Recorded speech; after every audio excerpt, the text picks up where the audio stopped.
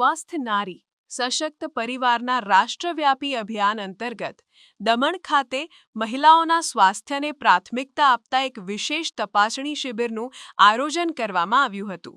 વડાપ્રધાન નરેન્દ્ર મોદી દ્વારા 17 સપ્ટેમ્બરના રોજ શરૂ કરાયેલી આ પહેલના ભાગરૂપે દમણના દાભેલ અને કચીગામ ખાતે આવેલા પ્રાથમિક આરોગ્ય કેન્દ્રો પર આ શિબિર યોજાઈ હતી.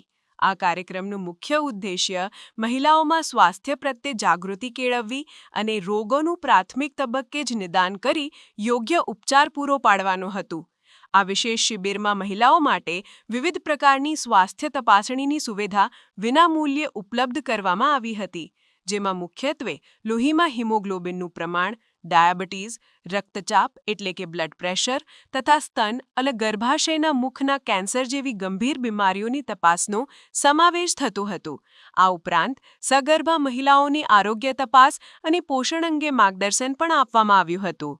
આ અભિયાન 17 સપ્ટેમ્બરથી 2 ઓક્ટોબર 2025 સુધી ચાલશે, જે અંતર્ગત દેશભરમાં 10 લાખથી વધુ સ્વાસ્થ્ય શિબિરોનું આયોજન કરવામાં આવશે. સ્વસ્થ નારી સશક્ત પરિવાર અભિયાન એ માત્ર એક આરોગ્ય કાર્યક્રમ નથી, પરંતુ તે નારી શક્તિ દ્વારા દેશના વિકાસને નવી દિશા આપવાનો એક સંકલ્પ છે.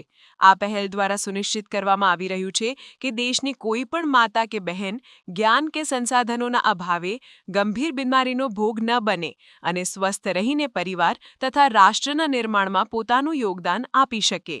नरेंद्र मोदी जी ने जो एक कैंपेनिंग स्टार्ट किया था, जो था स्वस्थ नारी सशक्त परिवार. उन्होंने ये कैंपेनिंग इसलिए स्टार्ट किया था ताकि हमारी जो नारी है, घर की नारी है, वो स्वस्थ रहे और पूरे परिवार को सशक्त करे. तो उसी की कैंपेनिंग के तहत आज हमने हमारे आटियावाड़ विस्तार में आटियावाड़ CHC पर एक कैंप ऑर्गेनाइज किया है, जहां 200-250 जितनी महिलाएं जो अपने फ्री हेल्थ चेकअप करवाने वाली है. यह कैंपेनिंग 17 सितंबर से लेकर 2 अक्टूबर तक रहेगा.